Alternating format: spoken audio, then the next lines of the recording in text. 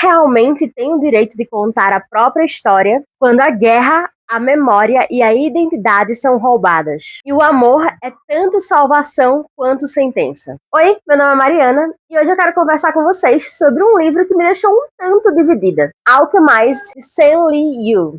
Esse foi um romance que me prendeu, me fez pensar, me emocionou um pouco, mas também me fez desejar que fosse um pouco mais corajoso com a própria dor. Alchemist foi publicado aqui no Brasil pela editora Intrínseca, com tradução de Ellen Pandolfi, Laura Pohl, Sofia Soter e Ulisses Teixeira. Esse livro aqui tem 958 páginas, então pega aí o seu café, o seu chá, o seu chocolate quente, a sua coberta e vamos falar sobre esse livro. Eu quero falar com vocês não só sobre o que esse livro conta, mas como ele conta, por que ele incomoda e no que ele me fez pensar. Esse é um romance que nasceu de uma autora que já tinha um culto além do nome dela.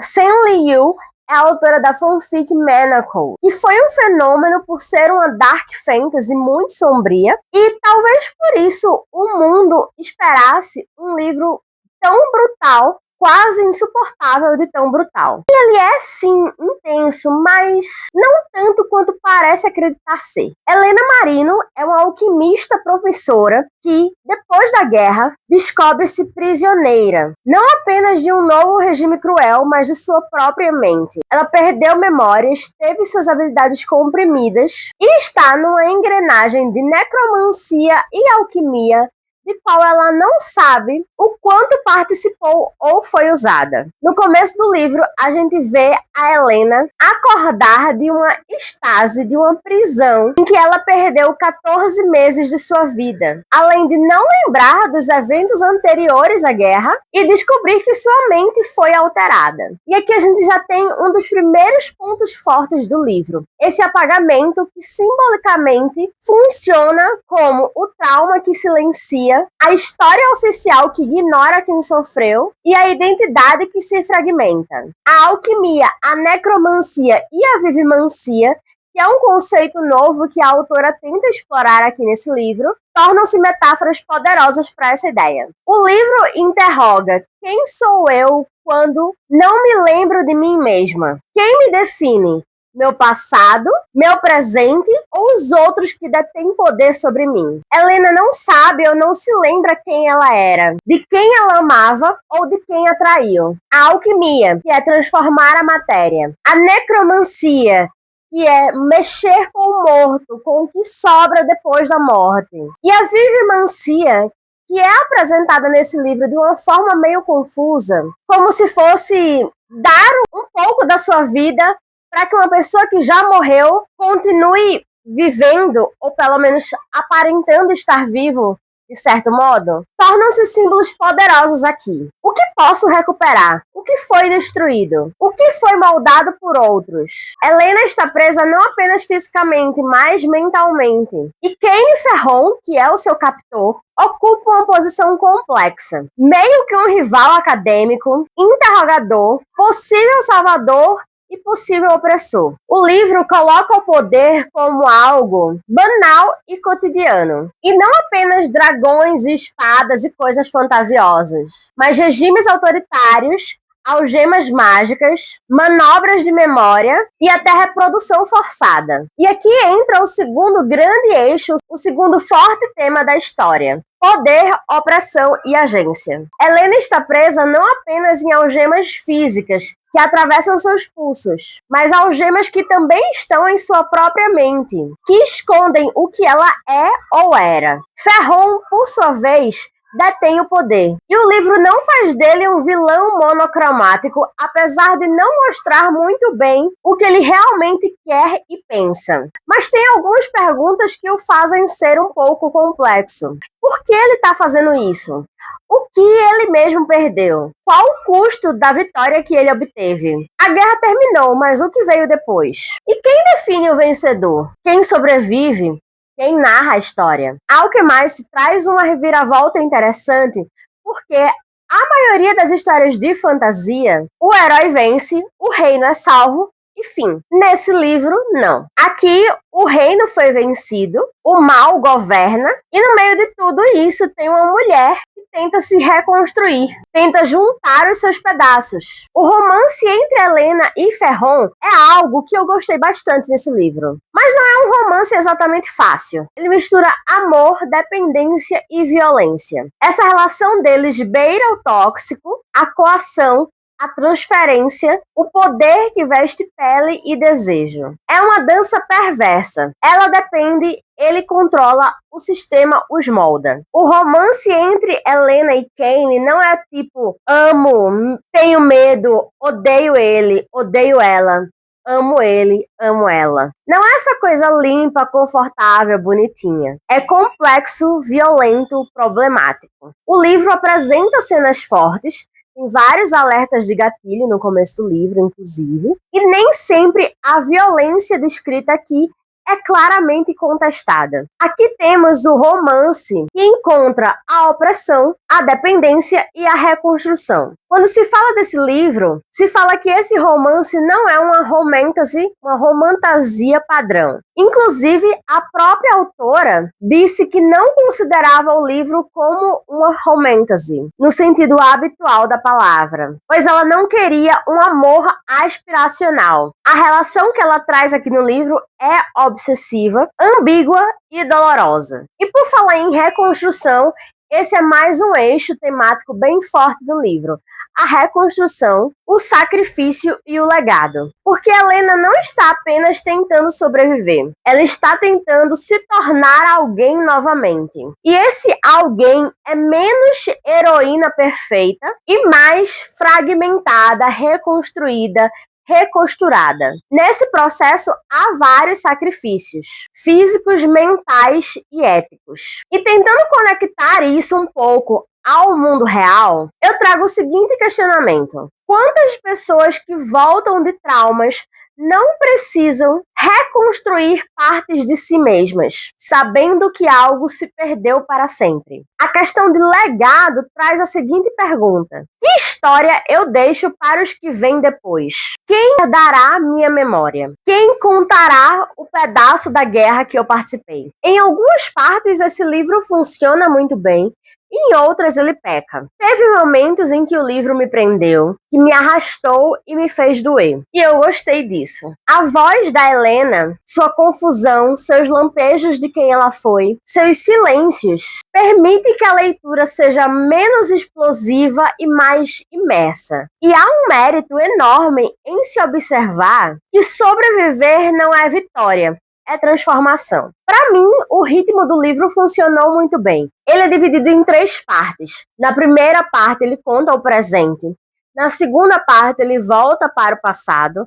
E na terceira parte, ele volta para o presente. Eu gostei bastante dessa estrutura. E, para mim, essa narrativa faz com que não haja digressões sem sentido. Eu acho que a autora fez muito bem com essa estrutura montada desse jeito. E eu também gostei bastante das reflexões que o livro me trouxe. Por exemplo, quem conta a história? O que significa consentimento quando a guerra anula as regras? O que é heroísmo quando o custo é a própria alma? Assim como teve pontos no livro em que eu gostei bastante, também tiveram pontos que me incomodaram. Por exemplo, em certos momentos, os personagens secundários me pareceram esboçados demais. Muitos deles existem apenas para dar suporte para a história da Helena e do Ferron, em vez de terem histórias próprias robustas. Eu senti que o livro poderia ter oferecido mais camadas a esses personagens. Eu achei, inclusive, que a autora dá muita margem para essas histórias. E aí é que vem a ironia. O livro é enorme, mas talvez não conte o bastante. Além disso, eu acho que, apesar de perceber Alchemized um romance até muito bom, ele peca na categorização dark que quiseram dar a ele. O livro fala muito mais do que mostra. A dor, a violência, o trauma estão sempre ali, mencionados, citados, temidos, mas raramente vividos de verdade na página. É como se o livro quisesse me poupar, mas o resultado é o contrário. Eu não sofro junto, eu observo de fora. E isso enfraquece bastante o impacto do livro. Confesso que senti falta de ver o mundo despedaçado com os meus próprios olhos, de ver as cicatrizes que o texto diz existir. Às vezes, eu senti como se o livro descrevesse o horror nas entrelinhas, mas o horror só tem poder mesmo quando a gente o enfrenta. E eu até entendo, há leitores que preferem essa sutileza, principalmente os leitores mais de romantasia, né, de romance, que não estão tão acostumados a traumas, a cenas fortes. E é por isso que Alkemais peca como romance dark, né? Porque ele não traz esse desconforto visceral, a potência da ferida, sabe? E Alkemais, por mais que fale sobre cicatrizes, parece limpá-las antes de mostrá-las. Fica a sensação de que as sombras estão sempre um passo atrás no texto e não dentro dele. E é por isso que eu o chamo de romance muito bom, mas não de uma fantasia verdadeiramente sombria. Ele tem tudo para ser, mas parece que ele para um ponto antes, como se ele dissesse: já basta o que eu sugeri. Quando, na verdade, a história grita para ser mostrada até o fim. Como eu disse antes, eu gostei bastante da estrutura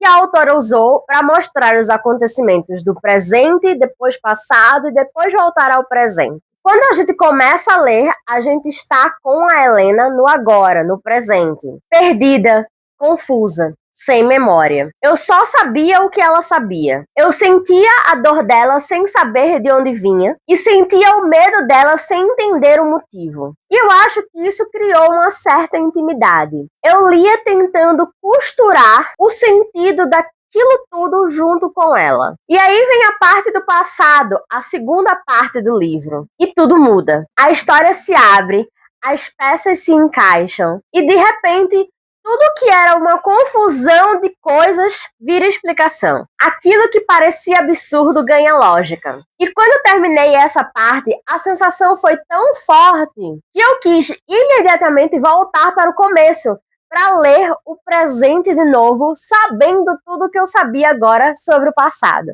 Voltar para o primeiro capítulo, reler aquelas primeiras páginas com o peso de saber o que aconteceu. E eu acho que isso é um dos pontos fortes, não só desse livro como de qualquer outro. Transforma o passado em lente.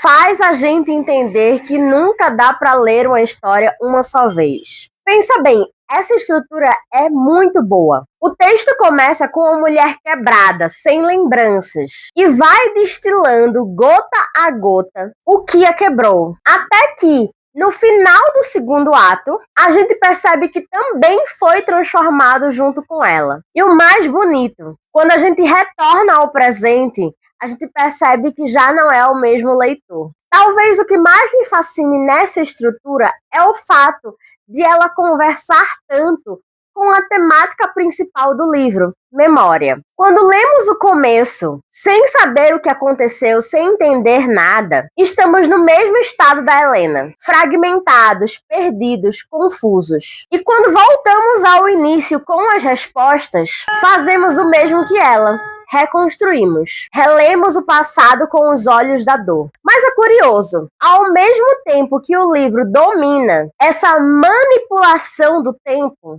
ele parece ter medo de mergulhar nas consequências emocionais do que descobrimos. O passado é mostrado, sim, mas ainda com certa distância. É quase como se o texto quisesse nos proteger de sentir demais. E isso, para mim, é o que impede Alkemais de ser o que ele poderia ser, com talvez 300 páginas a menos. Ele tem a arquitetura de um clássico de fantasia dark, mas a emoção de um romance que tenta equilibrar o belo e o feio. E talvez isso seja parte, né, da assinatura da autora, sei lá, né? É a primeira vez que nós estamos lendo algo de alguma forma original. Ela escreve com delicadeza, mesmo sobre o horror. Ela tenta entender o trauma e não exibi-lo. E tudo bem, há beleza nisso. Mas aí eu fico pensando,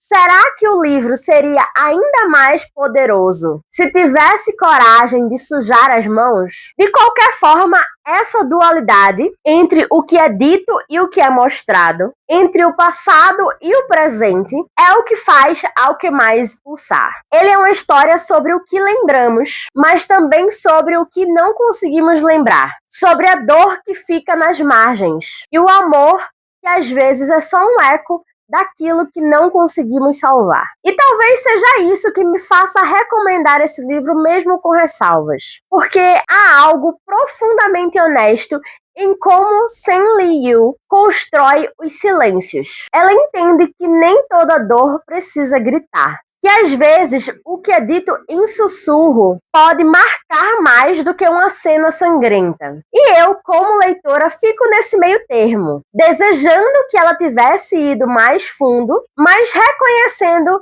que o que ela entregou foi suficiente para me deixar pensando no sentido do livro até agora. O que me toca em Alquemais, mesmo com essa limitação, é essa vontade de falar sobre o que vem depois. Depois da guerra, depois da tortura, depois da perda. A dor de Helena é mais íntima, mais silenciosa, quase anestesiada. Ela é o tipo de personagem que sobreviveu, mas não sabe mais como viver. E talvez o livro precise ser contido justamente por isso, porque Helena também é. Ela não consegue mais olhar o horror diretamente. E nós, como leitores, vivemos essa limitação com ela. Acho que a gente pode dizer que Alquemais é um livro de pós-trauma, não sobre o trauma em si. É um livro sobre a poeira que cai depois do incêndio, sobre as mãos que tremem enquanto precisam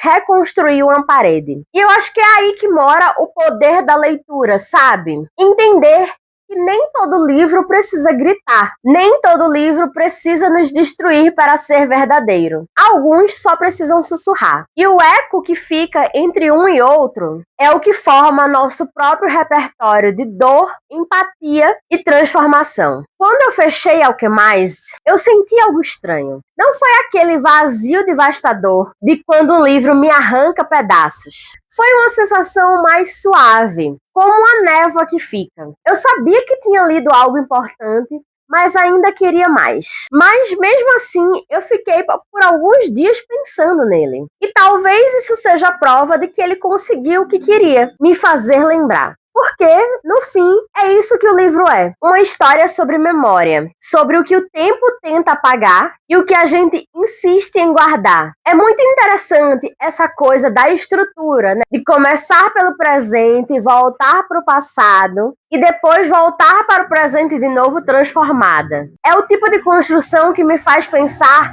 em como a gente vive também. Sempre revendo o começo à luz do que aprendeu depois, sempre voltando para tentar entender melhor. E eu acho interessante também que Alquemais é o livro que pergunta: o que sobra quando o mal vence? O que acontece quando os vilões reescrevem a história? E eu acho que é exatamente por isso que o livro fala tanto de cicatrizes e não sobre o começo do fogo. Ele não quer narrar a batalha. Ele quer mostrar o que vem depois, quando o corpo sobrevive, mas a alma não sabe o que fazer com isso. A guerra aqui já passou. O sangue já secou. O horror já aconteceu. O que resta são as ruínas, os silêncios, os lapsos de memória, as perguntas sem resposta. E a gente pode pensar também que um livro que conta uma história em que o bem perde é um livro que conta uma história sem narrativa heróica, sem a saga do herói, tão utilizada em livros de fantasia. Acaba sendo uma história sobre o que sobra. E o que sobra é o humano. Sobra o trauma, o remorso, a dúvida. Sobra o que a gente tenta esconder quando escreve sobre vitórias. E o livro todo vibra nessa frequência. Helena é o tipo de personagem que vive o pós-guerra como uma ressaca. Ela não é uma heroína voltando para casa coberta de honra. Ela é alguém tentando lembrar o que perdeu no caminho. Alquemais é a tentativa de imaginar Como seria o dia seguinte à derrota? O que acontece quando o inimigo vence, mas o mundo ainda precisa continuar existindo? Quando o sol nasce, mesmo que o céu ainda esteja coberto de fumaça. E talvez por isso o livro seja mais sobre cicatrizes do que sobre ferimentos. O trauma aqui não é uma cena, é uma paisagem. É o chão em que os personagens andam, o ar que respiram, o motivo de cada silêncio. E eu achei isso muito interessante,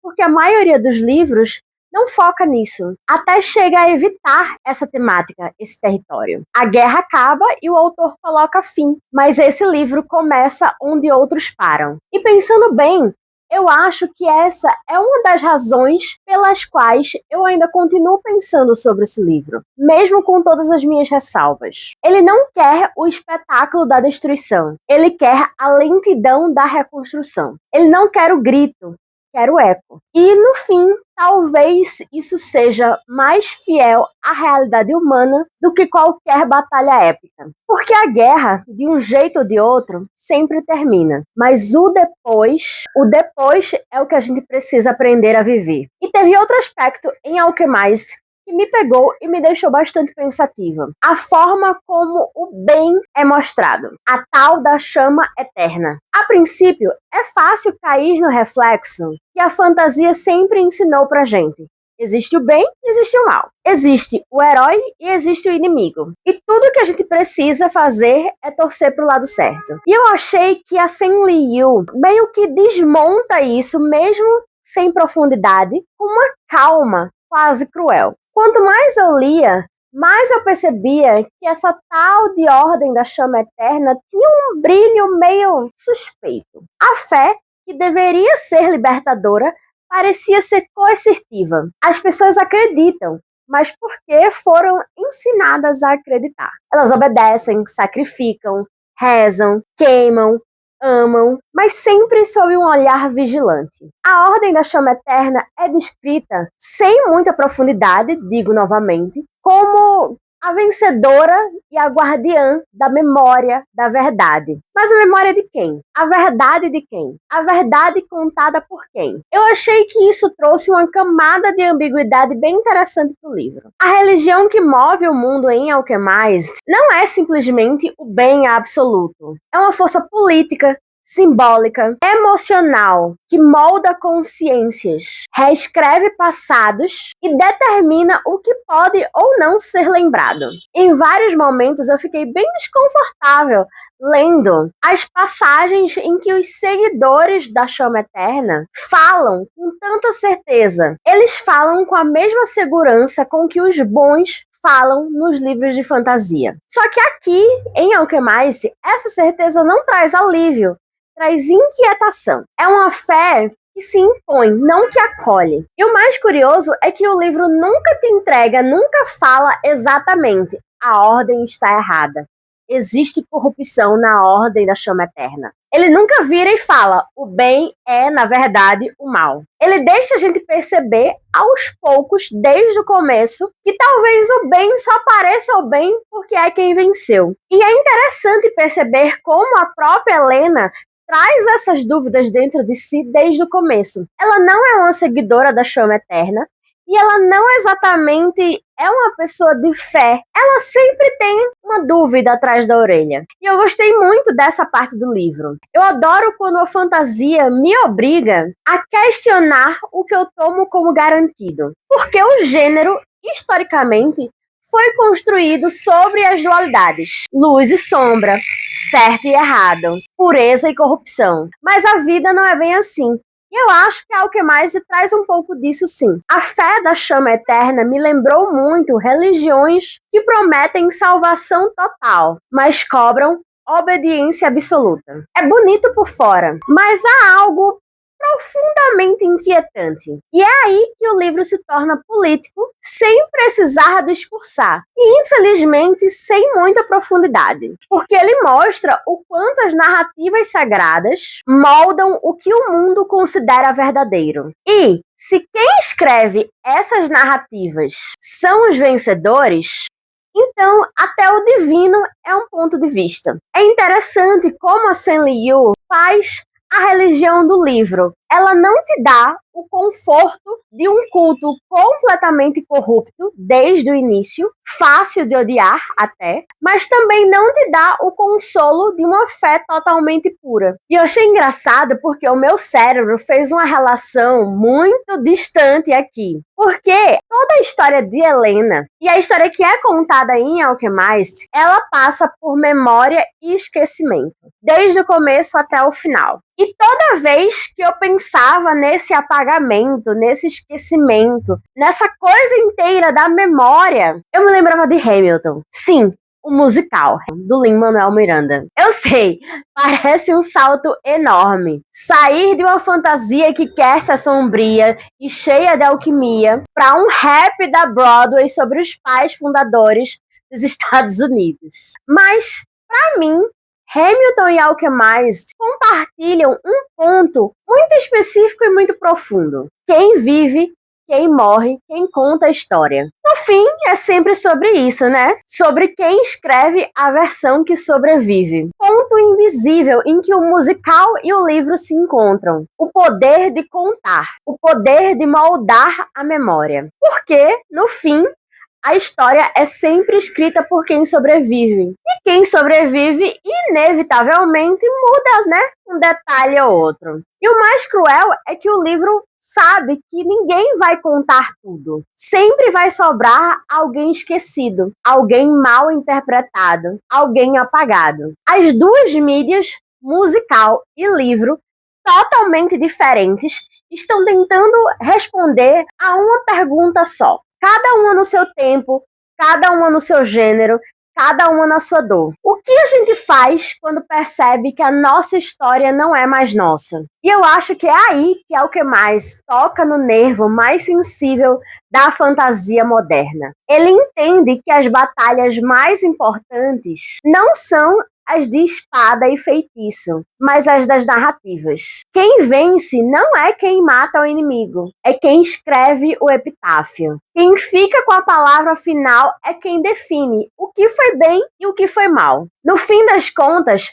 Alchemist e Hamilton falam da mesma tragédia, a de viver o suficiente para se transformar em história e ver essa história se transformar em outra coisa. E por mais diferentes que sejam, as duas obras chegam no mesmo lugar. Esse ponto dolorido em que a gente percebe que a memória é frágil, que a verdade é editável e que tudo que a gente ama e viveu pode ser reescrito. E esse é mais um ponto em que Alchemist me fez pensar tanto. Porque, enquanto eu lia sobre a Helena tentando lembrar quem ela era, eu também pensava em todas as vezes que nós, como sociedade, esquecemos quem fomos. E eu acho que o que mais me deixou dividida em Alchemist foi justamente o eixo central da história, Helena e Ferron. Porque tudo no livro gira em torno deles. O trauma, a memória, a culpa, o amor. E ainda assim, eu senti que faltou algo. É como se a autora tivesse construído uma estrutura emocional quase perfeita, mas tivesse deixado as portas entreabertas. Ela não deixa o leitor entrar livremente. Helena e Ferron são prisioneiros um do outro, mesmo quando acreditam estar livres. Há neles um tipo de ligação que é tudo menos saudável. Um laço feito de dor, dependência, poder, sobrevivência. E eu gosto disso, eu gosto dessa complexidade. Eu gosto de relações que não são limpas, que não são meio que fadadas a dar certo, que não tem rótulo, que oscilam entre desejo e raiva, ternura e horror. Mas nessa história, eu sentia o peso da relação sem sentir o calor. Era como olhar a fotografia de um incêndio. Eu sabia que o fogo estava ali, mas não via as chamas se movendo. E talvez esse seja o ponto. Alchemist é um livro sobre trauma, mas não sobre a experiência de atravessá-lo. Helena fala o que sente, mas a gente quase nunca sente com ela. E eu entendo o que a autora quis fazer. Quer dizer, eu espero que ela tenha feito de propósito. Ela quis mostrar o entorpecimento do trauma. Aquele estado em que as emoções ficam embotadas, em que o corpo reage antes da mente. E sentir é perigoso demais. E por um lado, isso, se feito propositalmente, é genial. A Helena é uma mulher que foi violentada pela guerra, pela religião, pelo próprio passado, e ela se fecha. Ela cria essa barreira, essa anestesia. Mas, por outro lado, essa narrativa me deixou um pouco distante. Porque o livro fala sobre tudo. Sobre dor, sobre amor, sobre culpa, sobre fé. Mas, ainda assim, eu me sentia como se olhasse tudo isso através de um espelho. Porque tudo é apenas mencionado. A gente não sente junto com os personagens. E eu fico imaginando o quanto essa história teria ganhado se tivesse se permitido ser mais. Porque o que tá ali é poderoso, tem potencial. É uma mulher quebrada, tentando entender se o homem que a salvou é o mesmo que a destruiu. E não há nada mais humano e mais desesperador do que amar quem te feriu. Só que Sen Liu escolhe falar sobre isso de um jeito quase clínico, como se dissesse: isso aconteceu, e simplesmente seguisse adiante. É como se o livro tivesse medo de ser emocional demais, de sangrar demais. É isso que tira o impacto. Eu não precisava de descrições gráficas, nem de cenas chocantes, mas eu precisava sentir o peso do que ela estava me contando. O livro me contava que Helena estava despedaçada, mas eu via ela de pé, olhando pro nada, e não quebrando. E talvez esse seja o paradoxo de Alchemist. Ele é um livro sobre emoções, mas que quase não se permite senti-las. É tudo teórico. A dor é teórica, o amor é conceitual. E o trauma, que deveria ser a alma do livro, às vezes parece um cenário de fundo. Mas, de alguma forma, essa ausência também é um espelho. Porque o que o livro não sente é o que a Helena não consegue sentir. Essa ausência é a própria anestesia do trauma. E mais uma vez, eu não sei se a autora fez isso de propósito, se foi uma escolha estética, ou se foi uma limitação emocional da escrita dela, mas o resultado é estranho, é quase desconcertante. Você termina o livro sentindo que viveu uma história dolorosa, mas não sabe exatamente onde doeu. E Ferron, nesse contexto, é uma sombra. Ele é o personagem que representa poder, ele domina o espaço, mas nunca se entrega a ele. E essa falta de entrega é o que faz a relação ser tão difícil de ler. A gente entende que tem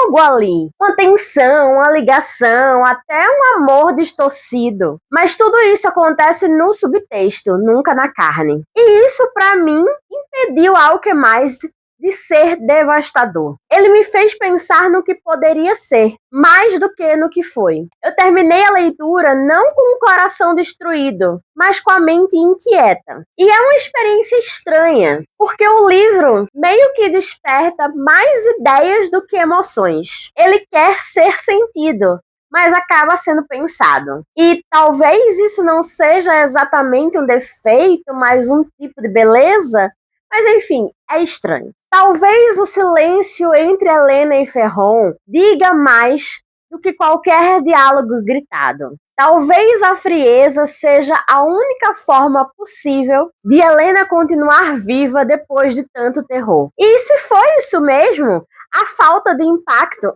é proposital. É o trauma em estado puro, transformado em vazio. No fim, o livro todo é sobre a tentativa de juntar pedaços de uma história que foi roubada. Helena acorda sem saber quem é, num mundo que já decidiu por ela o que é certo, o que é errado, o que é sagrado e o que é pecado. E a jornada dela não é de vingança, nem de redenção, é de reconstrução. Ela quer lembrar, e lembrar dói. E se a gente pensar bem nessa metáfora, ela é bem real, né? A gente também vive tentando lembrar quem era antes de tudo o que aconteceu, antes das perdas, das guerras pessoais, das narrativas que contaram pra gente sobre quem deveríamos ser. E às vezes, como Helena, a gente também acorda num mundo que já escolheu a versão da nossa história. O livro fala de guerra, de fé, de poder, mas para mim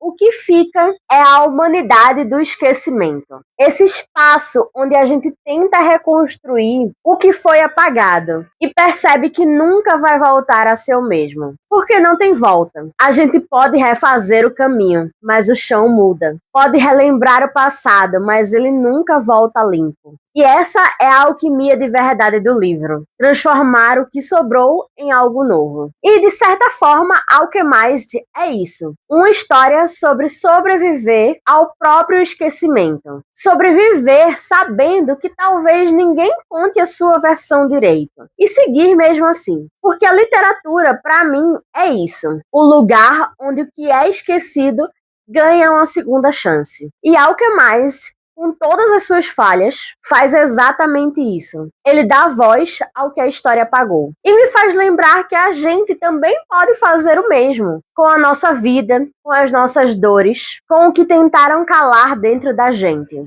Talvez eu tenha viajado um pouco na maionese pensando em tudo isso somente ao ler Alchemized, mas é isso, né?